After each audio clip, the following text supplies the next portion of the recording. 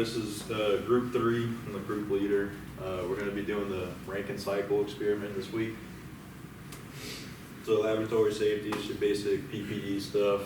We got to treat all kinds of, like, everything that's, it might burn you.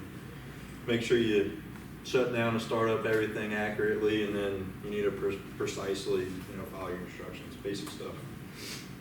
Okay, so we have a rank and cycle. We'll get into, the PV, TS diagrams in a bit, but, you got your pump, which is gonna, take your work in, gonna go to a boiler, and you got your turbine, which your work comes out, and your condenser, where your heat comes out.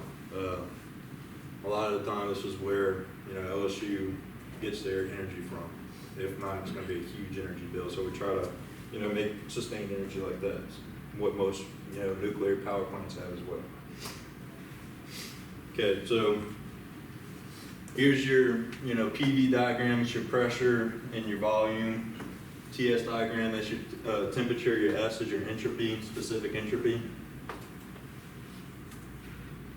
Background and theory. So ideally, the ideal cycle, it's not going to be very feasible in practice. It's reversible processes. Your efficiency is much higher than what can be actually achieved.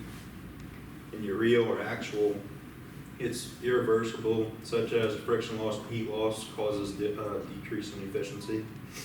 Fluid friction causing pressure drop in the boiler, condenser, or connecting pipes. The heat loss from the steam to your surroundings, and you got to use your steam tables as well to identify the properties. We'll get into that. That's what I kind of did for my equations. So experimental goals, you want to calculate, your pump work input, your boiler heat and energy being added, your turbine work output, your condenser and heat energy being rejected, electrical generator and condenser, systematic flow rate, basic stuff.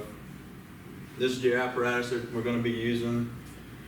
So you got your condenser tower, which is up here, your turbine, which is this thing right here. I couldn't really get a better picture of it.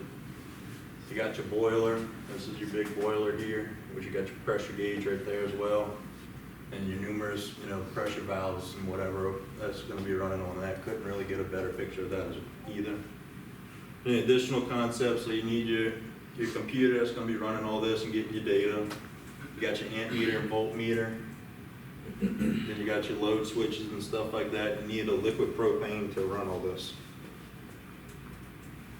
So useful equations, you got your pump energy balance, your boiler energy, turbine energy, condenser energy, ideal energy, and thermal efficiency, which this is what you'll really be using in this experiment, is trying to get your thermal efficiency. I'll show you an example of that.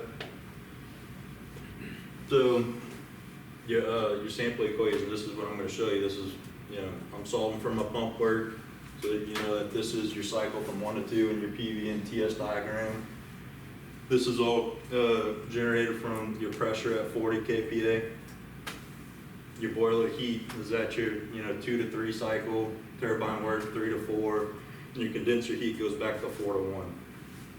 And then your cycle thermal efficiency is going to be your 1 to 4 as well. So that's my references, and then get into the your hand calculation. So here you have your basic TS and PV diagram. This is, I showed you this already before. So we're assuming our P1 or pressure, our first pressure is going to be 40 kPa. And then I ran through my tables. I found all the other information. I had to assume this as well, my 300 degrees Celsius for my temperature 3. So that would be my temperature out.